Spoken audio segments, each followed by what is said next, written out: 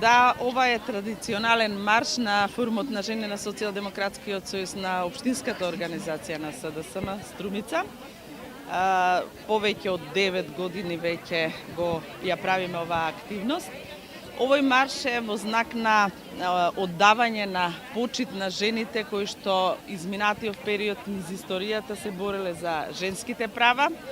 Овој марш е да ги потсетиме и жените кои што денес работат, креираат политики, дека на вистина се уште и во 21. век жената во Република Македонија ги нема основните човекови слободи и права, иако со устав тоа е загарантирано.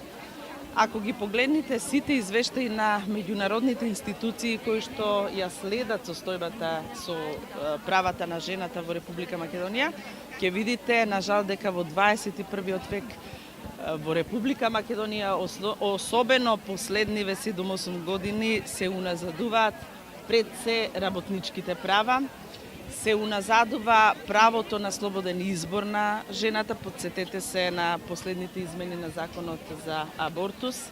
Се уште не можеме да разговараме за еднакво вреднување на трудот на жената и примање на плата. Се уште работи жената во несоодветни услови. Значи, овој ден е исто така и подсетување на жените кои што креираат политики, а ги има повеќе. Значи, веќе имаме сериозен процент на застапеност на жени и на централно ниво и во единиците на локална самоуправа. Значи, што е она што треба да си го стават во фокусот на своето работење во следниот период. Имаме доста работа и овој денеска марш на Форумот на жени нека биде повик кон сите жени дека навистина треба да се здружиме и да направиме пресврт во она што навистина ни се случува денеска. И на крајот сакам да ги поздравам сите жени во Република Македонија, посебно во општина Струмица и оние делови од стара општина Струмица, сега општини, да им го честитам 8 март и да им порачам дека работата не ни е завршена, не чека уште работа, ако сакаме да имаме вистински еднакви можности во држава.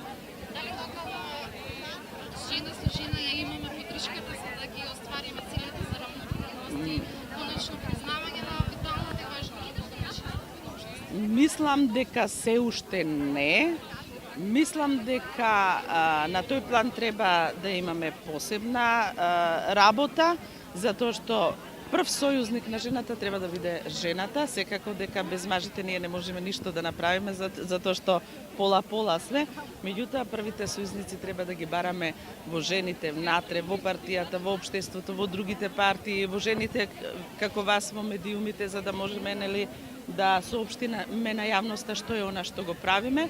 Мислам дека ќе ни треба еден посериозно сојузништво, како што сме го имале некаде во периодот од 2001 и 2002 година, кој што резултираше со сериозни законски измени и имаме од она што сме го правеле како акција резултат, меѓутоа на жал имаме ретроактивни сили кои што сакаат да го уназадат овој процес.